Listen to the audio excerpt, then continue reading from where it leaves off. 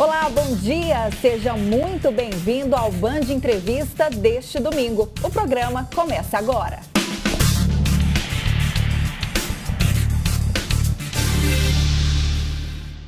E já estamos aqui começando o nosso Band Entrevista para falar de um assunto tão importante que é o Outubro Rosa, câncer de mama. Tudo isso para conscientizar as mulheres e também toda a sociedade. Por isso, ao meu lado está a Carla Ferreira, que é oncologista clínica e também coordenadora do Serviço de Oncologia da Unimed Rio Preto. Carla, seja muito bem-vinda. Bom dia para você. Bom dia, Carol. Bom dia a todos. É uma honra estar aqui. Muito obrigada pelo convite. E Outubro Rosa, né? Estamos nesse mês tão importante para a gente falar de conscientização. Mas na prática, Carla, o que significa o Outubro Rosa? Bom, o Outubro Rosa ele é um movimento mundial, né? Ele teve início nos Estados Unidos, ali no início dos anos 90, mas hoje ele é mundial. E é um mês dedicado a uma campanha de conscientização para a população sobre a importância do câncer de mama, que é o tumor mais incidente na população mundial, também no Brasil, e um tumor, uma doença curável. Então, esse mês ele é dedicado para conscientizar a população de fazer o diagnóstico precoce, de tratar, já que é uma doença curável. E é importante, Carla, a gente falar que, infelizmente, se trata do câncer mais comum. Sim, exatamente. Ele é o mais comum no mundo e no Brasil e possível de ser diagnosticado numa fase inicial, porque é um dos poucos tumores que existe rastreamento, que é uma técnica que permite a gente diagnosticar precocemente e ficar curada. E não tem idade, né, Carla? Por isso as mulheres precisam fazer o autoexame, também buscar ter uma vida mais saudável, mais equilibrada e fazer aqueles exames de rotina. Exatamente, Carol. Há poucos anos atrás, o câncer ele era visto como uma doença da população mais idosa. Mas, infelizmente, algumas mudanças de hábito, mudanças alimentares, sedentarismo, tabagismo, isso a gente começa a observar que o câncer ele está tendo a sua idade de diagnóstico mais precoce. Então, nós temos hoje muitas mulheres com menos de 40 anos, menos de 50 anos sendo diagnosticadas. E é um câncer que tem muito impacto na nossa vida, né? Então, assim, o tratamento é agressivo. A mulher hoje, ela tô falando de mulher porque ele é mais comum na mulher. Em cada 100 mulheres, a gente tem diagnóstico em um homem. Né? Então, assim, ele tem um impacto importante na vida da mulher, na fase reprodutiva, né? Na infertilidade. Então, a gente precisa dar muito valor para o câncer de mama. Interessante, Carla, que você falou que o câncer de mama, ele também ocorre em homens. Eu acho que muitas pessoas nem sabem disso. Então, vamos começar falando dos cuidados que os homens devem ter, né? Qual é o autoexame mesmo? É buscar um médico se sentir alguma dor, algum nódulo diferente? Isso. Então, a gente fala assim que, primeiro, a prevenção primária todo mundo deve fazer, né? Que é quando a gente institui na nossa rotina hábitos que evitam o desenvolvimento do câncer. Então, atividade física, hábitos alimentares, evitar excessos de embutidos, carne vermelha, não fumar, né? Lutar contra o sedentarismo. Então, tudo isso são hábitos que homens e mulheres devem fazer. Porque, como eu disse, é mais comum em mulheres. Então, a gente tem 100 diagnósticos em mulheres e 1 diagnóstico em homem, né? Mas o homem também tem que praticar essas medidas de prevenção primária. A prevenção secundária, ela é preconizada para as mulheres, por causa da casuística, né? Da epidemiologia, da história da doença. Os homens, eles não têm indicação de fazer mamografia, mas a Carol falou uma coisa muito importante. Homem se cuida um pouco menos que mulher. Então, o homem também tem que perceber algum sinal de alteração, nódulo, caroços na mama, mudança da cor da pele, aumento do volume da mama. Os sintomas são os mesmos para homem e mulheres, embora homem seja muito mais raro. Carla, esses dias eu até estava vendo uma pesquisa de pesquisadores, né, fora aqui do país, de Londres, que eles disseram que houve um aumento de 79% em 30 anos no número de câncer em pessoas com menos de 50 anos, que aí é considerada a população mais jovem. Antes, o câncer, ele só acometia em pessoas mais velhas, né, em mulheres com 60, 70 anos. E hoje, cada vez mais, a população mais jovem, infelizmente, tem tido esse diagnóstico de câncer. O que pode explicar isso? A gente está falando dos hábitos de vida não saudáveis realmente, da gente desembalar mais o alimento e não descascar, né, que seria uma comida mais saudável, produzida ali na hora. Tudo isso tem a ver? Estresse também? Tem a ver, Carol, isso mesmo. Assim, era uma doença da classe mais idosa, mais de 60 anos, e agora está mais frequente em adultos jovens. Então, assim, existem os casos genéticos? Existem. Os pacientes, eles têm muito essa pergunta, né? É genético? Eu tenho história na família? Então, o câncer genético, ele é aquele que a gente nasce carregando um gene que no decorrer da vida a gente sabe que a gente vai desenvolver o câncer, mas esse é a minoria. 5 a 10% dos cânceres, eles nascem de um gene que a gente já herdou. A grande maioria, né? Ou seja, 90, 95% dos cânceres está relacionado a isso. Então, a gente teve uma mudança radical dos hábitos, né? Com a industrialização, com a capitalização, com a vida corrida, com a rotina de alimentação, do sono, do estresse, da ansiedade. Então, os hábitos da população estão mudando. Então, a gente tem que se atentar muito a isso, porque isso não tem dúvida, é a causa dos diagnósticos em fase mais inicial, mais precoce da vida. Infelizmente, né? Infelizmente. E aí, um alarme também, porque geralmente, quando a gente é adulto mais jovem, a gente faz menos exame. Sim. A gente se preocupa menos com a saúde, a gente às vezes não se toca, né? Não percebe nódulos, a gente não dá muita atenção. E é justamente na fase mais jovem da vida que às vezes os tumores são mais agressivos. E falando sobre isso, Carla, eu até conheci uma jovem que tem câncer de mama, só que o dela, infelizmente, é um câncer raro que não tem cura.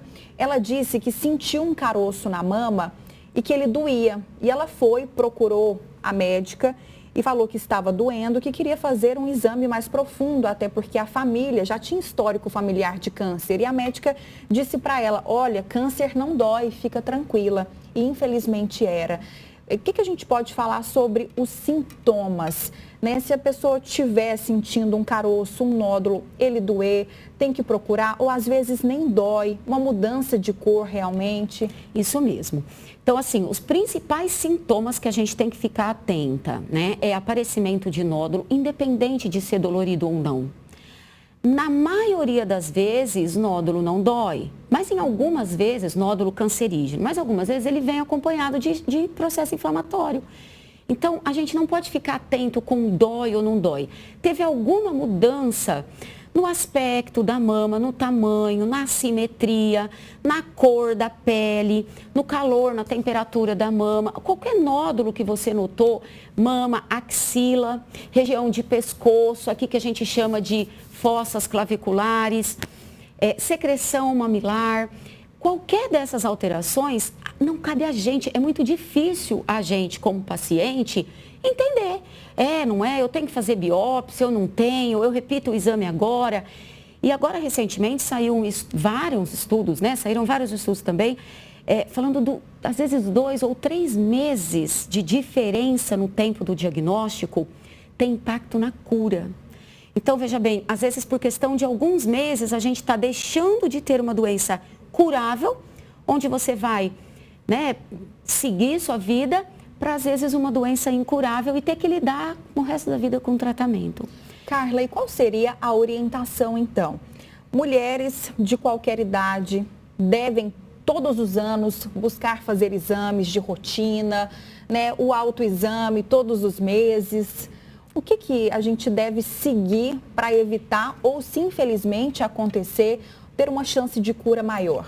Isso é muito importante. Acho que é a pergunta mais importante de todas, porque a gente precisa lembrar que o câncer é curável, desde que a gente descobre no início.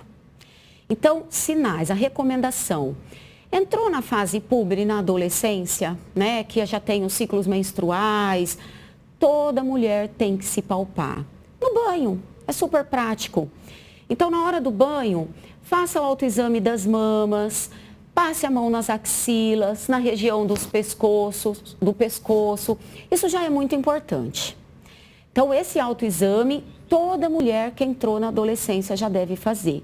Não tem uma frequência exata, é todo dia, é toda semana. Existem algumas recomendações que é mais na fase pós-menstrual, mas isso pode ser feito todo dia, na hora do banho, na hora de passar um creme, enfim.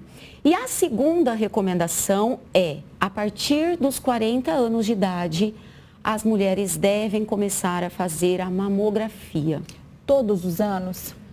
Sim, existem algumas discrepâncias na literatura de fazer anualmente e alguns casos de fazer a cada 2 anos.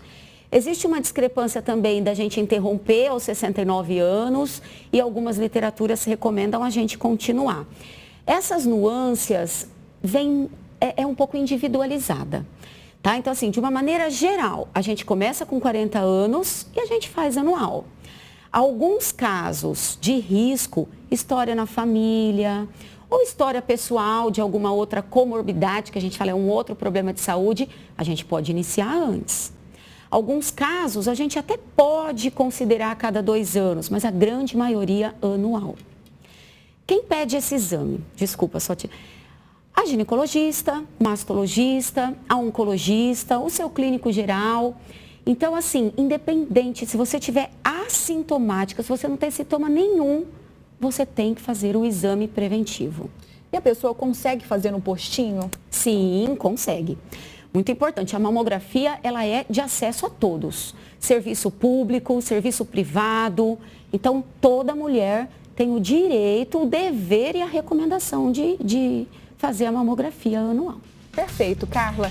O nosso primeiro bloco aqui do Band Entrevista já chegou ao fim, mas tem a segunda parte ainda, o papo tá bom demais. Vamos falar sobre tratamentos, sobre os tipos de câncer, por isso não saia daí que daqui a pouco a gente está de volta.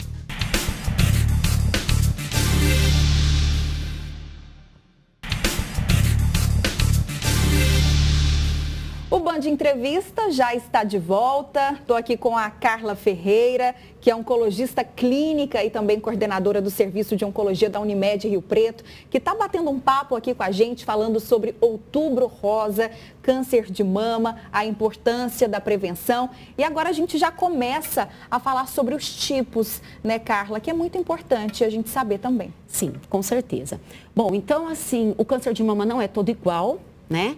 Existem tipos diferentes e esses tipos a gente determina e diagnostica pela biópsia.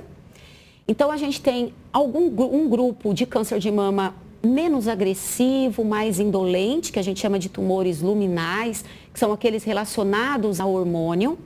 E nós temos 2 grupos de câncer mais agressivo, que é justamente, como nós falamos no primeiro bloco, mais comum em pacientes jovens, que é o câncer de mama triplo negativo. Ele está muito relacionado a uma mutação genética, e o câncer de mama tipo HER2. Então, é fundamental você ter um especialista na hora de fazer o diagnóstico e tratar, porque cada tipo de câncer de mama tem uma estratégia de tratamento, um planejamento. E esse que você disse que acomete a população mais jovem, que é um câncer mais agressivo, ele geralmente não tem cura?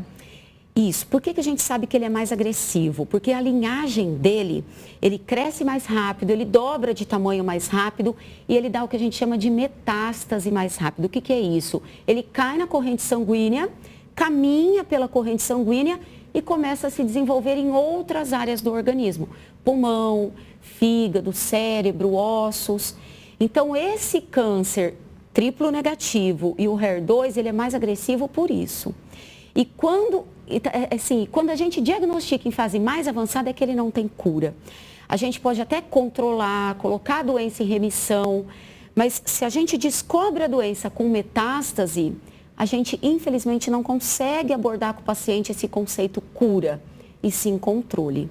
Por isso a importância, né, da gente dedicar um mês todo para falar sobre o câncer de mama, sobre os tratamentos, para que as mulheres, né, e a sociedade de uma maneira geral fiquem atentas realmente, deem a devida atenção, porque na maioria das vezes a população não sabe que tem e outras também não dão a devida importância ao tratamento, ao cuidado, que é fundamental, né, Carla? E falando em tratamento, o tratamento é agressivo, né, Carol? Assim, quando a gente descobre no início, menos impacto. Você faz a cirurgia, às vezes um comprimido oral, que a gente chama de hormonioterapia. Dá para fazer uma cirurgia conservadora, que não é a mastectomia total, dá para preservar o tecido de mama, né, que preserva mais a sensibilidade da mama. Já nas fases mais avançadas, envolve quimioterapia, envolve radioterapia, né? A quimioterapia tem um impacto importante no emocional, no físico da mulher. Então, quanto mais precoce a gente diagnosticar, menos recursos terapêuticos a gente vai precisar, né? Então, o tratamento, quanto mais avançada a fase, mais agressivo ele é, mais impacto ele causa, né? Por isso a importância da gente pegar no início. Tudo que for precoce é curável. Carla, e você está aí falando sobre os tratamentos. Muitas pessoas têm dúvidas. O SUS hoje oferece tratamento de câncer? Sim, o SUS oferece o diagnóstico e o tratamento, tanto na fase do câncer precoce, né, mais inicial, e também do câncer metastático. Existem, infelizmente, alguns tratamentos que ainda não são inclusos no rol do SUS. Principalmente no caso das doenças avançadas, da imunoterapia, da fase mais tardia. Por isso, outra importância da gente fazer o diagnóstico quanto mais precoce. São tratamentos geralmente bem mais caros, né? Isso, são tratamentos mais novos, né? E um impacto financeiro maior. Então, a racionalização dos recursos do SUS, infelizmente, eles não conseguem atender a necessidade da população, né, maior. Então, por isso, mais uma vez, diagnosticando precoce, o tratamento é igual nos dois aspectos, tanto no privado como no SUS. Carla, eu vou aproveitar a sua presença. Eu acho que pouco se fala sobre a saúde mental da pessoa que foi diagnosticada com câncer, né? O que a gente pode dar de dica, de orientação para, às vezes, alguém que tem alguém na família que foi diagnosticado, como cuidar dessa pessoa para que ela passe por esse tratamento de uma maneira mais leve, porque é um tratamento muito complicado. Olha, eu gosto muito desse assunto, porque eu falo que o câncer não é a doença do paciente. Ele precisa envolver a família, né? Então, existe sim um impacto emocional, físico. A paciente não se sente bonita, adequada. Existe aquele aspecto, aquela crença da rejeição pelo físico, às vezes pela queda de cabelo, pela mastectomia, pela prótese, pela assimetria que às vezes o tratamento causa. Então, o que a família precisa? Acolher. Eu falo que essa palavra eu acho que é de ouro, né? Claro que vai ter dias que o paciente está ótimo, vai ter dias que não, mas acolher, oferecer ajuda na parte burocrática, né? Então, assim, acompanhamento para consulta, dirigir, levar, buscar nas sessões de quimioterapia, que às vezes dá uma indisposição, ajudar com a papelada, porque tem muita burocracia envolvida, pedido de exame.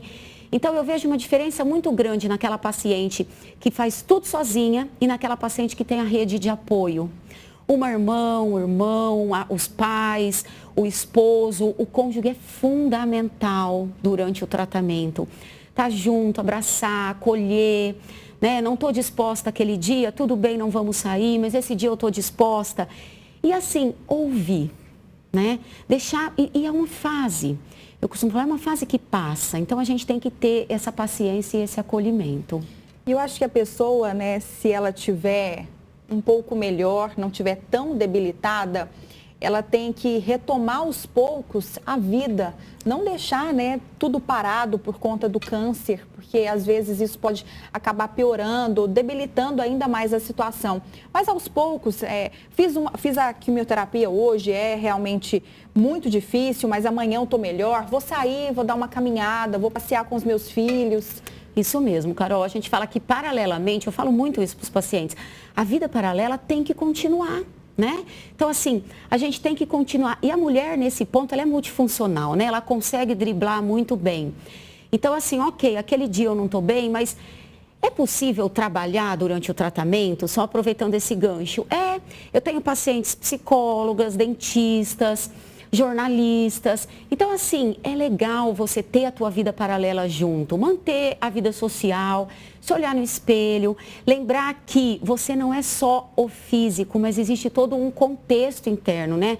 O que você construiu na vida, a beleza interna não muda. E é uma fase. Então, manter paralelamente os seus hábitos é fundamental nesse processo de luta, nessa fase de luta da doença. Carla, e a cura? Você que trabalha com isso há muitos anos, né, já viu muitos pacientes serem curados.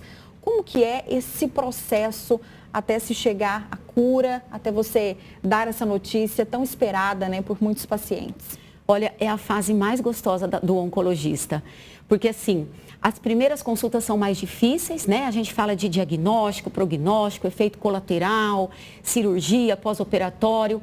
Agora, a cura, felizmente, existe. É a grande maioria das pacientes que estão curadas. E é a melhor fase da doença. É a hora que ela olha para trás e fala, eu superei a químio, eu superei a cirurgia. Ela volta com a gente depois de 2 meses, o cabelo cresceu, a autoestima recuperou. Então, assim, existe aquele mito, né? Aquele time que o câncer não tem cura. Tem. O câncer tem cura. E no câncer de mama, graças a Deus, a maioria é curável. Então, eu tenho muitas vitórias, a gente acompanha. Eu tenho uma paciente muito querida que ela ainda fala para mim que cada etapa é uma vitória e que a gente tem que comemorar todas. Superou a cirurgia? Vamos comemorar. Superou a quimioterapia? Vamos comemorar. Lá na Unimed a gente tem o sino da vitória. Então, cada etapa concluída do tratamento de quimioterapia, a paciente toca o sino, vai a família. É uma comemoração, assim, é uma troca de energia maravilhosa. Tá aí a importância de ressignificar alguns momentos que a gente passa na vida, né? Isso, exatamente. É impressionante como as mulheres ressignificam coisas e todas falam assim, a gente não precisa nem perguntar, mas é muito comum. Olha, eu era assim, isso eu mudei na minha vida. Né? Então, isso que você falou, acho que essa palavra é de ouro também, ressignificar, né? É aprender com aqueles momentos difíceis e ressignificar. E a vida continua, né? Carla, e o nosso papo está tão bom, mas está chegando ao fim, por isso eu quero deixar um espaço aqui para você, para que você olhe para essas mulheres, olhe para esses homens também, né? E possa dar algumas dicas, arrematar com chave de ouro. Bom, homens e mulheres, todo o Brasil, sejam bem-vindos ao Outubro Rosa e vamos lembrar que não só outubro, mas que outubro seja para nós aquele mês de alerta, de conscientização, para que a gente possa se cuidar, fazer autoexame, fazer as mamografias e não deixar passar uma doença que nós sabemos que é curável. Que outubro seja apenas um alarme, mas que o cuidado seja para o ano inteiro. Carla, muito obrigada. Eu que agradeço, Carol. Muito obrigada por estar aqui. Adorei, viu? Muito obrigada pela presença, por ter tirado um pouco do seu tempo para a gente fazer essa consulta aqui ao vivo para todo mundo que está em casa. Muito obrigada pela sua companhia e audiência e eu te espero no próximo domingo aqui na tela da TV Band Paulista. Até lá!